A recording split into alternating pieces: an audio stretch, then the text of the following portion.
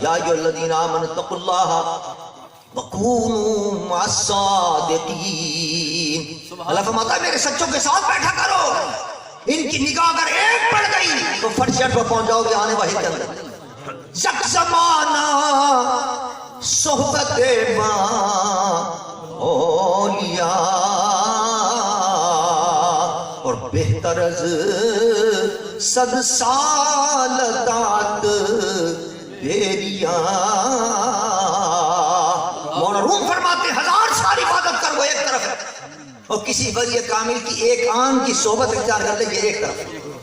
جو کہ 1000 سال کی صحبت جو ریاضتیں کرے گا اس کے اندر 10,000 خامیاں بھی ہو سکتی ہیں, 10,000 کوتاہیاں بھی ہو سکتی ہیں.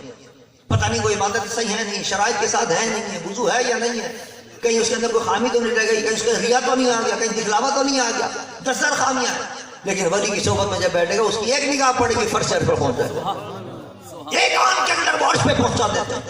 یہ ولیوں کی نگاہ میں اللہ تعالیٰ نے یہ اثر عطا فرمایا. طرف شانی نے تیری قطروں کو دریا کر دیا اور دل کو روشن کر دیا, آنکھوں کو بینا کر دیا, اور خود نہ تھے جو راہ پر اوروں کے ہادی بن گئے.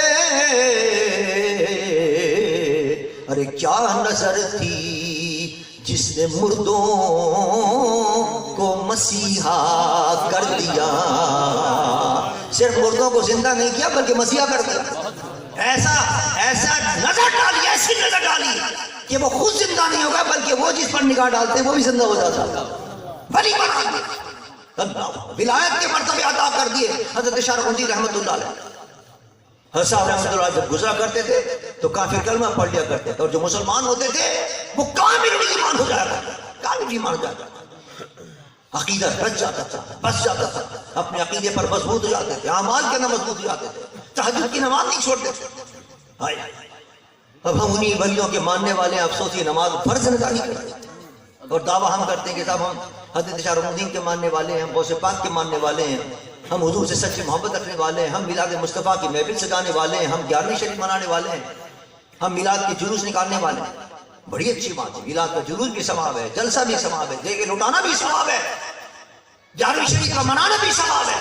حضور کی نگاہ کرم ہوتی ہے, حضور غوث پاک کی نگاہ کرم ہوتی ہے. لیکن ادھر ہم نے میلاد شریف کر کے 11ویں شریف کر کے حضور غوث پاک کی نگاہ کرم کے مستحق بنے, حضور کی نگاہ کرم کے مستحق بنے, اور صبح کا وقت آیا نماز چٹ, فجر کی نماز غائب, پھر اللہ کے رسول کو ناراض کر دیا, پھر حضور غوث پاک کو ناراض کر دیا, پھر اپنے مرشد کو ناراض کر دیا. عزیزان من ہمیں چاہیے کہ ہم نماز پابندی کے ساتھ ادا کریں. نماز سب سے اہم چیز ہے, جتنے اللہ نے احکامات دیے ہیں ان میں سب سے اہم چیز نماز ہے, سب سے اہم چیز نماز. اور ہم اسی کے اندر غفلت کرتے ہیں اور اسی کے اندر ہم کوتاہی کرتے ہیں. اور کتنی عظیم دیکھیے فائدے, آپ دیکھیں کتنے فائدے ہیں اس کے اندر کہ نماز پڑھنے والا ایک تو پاک رہتا ہے, اس لیے کہ وضو کرے گا, ہاتھ پیر ناک منہ آنکھ سب. سائنسدانوں سے پوچھئے, ناک کے اندر غبار چلا جاتا ہے, منہ میں غبار ہے, آنکھوں میں غبار ہے, ان سب سے جب آپ وضو کریں گے ساری بیماریاں ختم.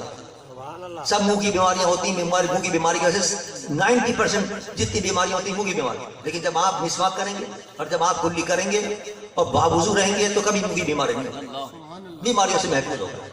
یہ تو دنیا کی فائدہ ہے. پاک رہے, پھر کپڑا پاک ہونا چاہیے, بغیر کپڑے کے پاک کیا آپ کی نماز ہی نہیں ہوگی, کپڑا بھی پاک, جگہ بھی پاک ہونی چاہیے, جگہ پاک نہیں تو وہاں بھی نماز نہیں ہو سکتی.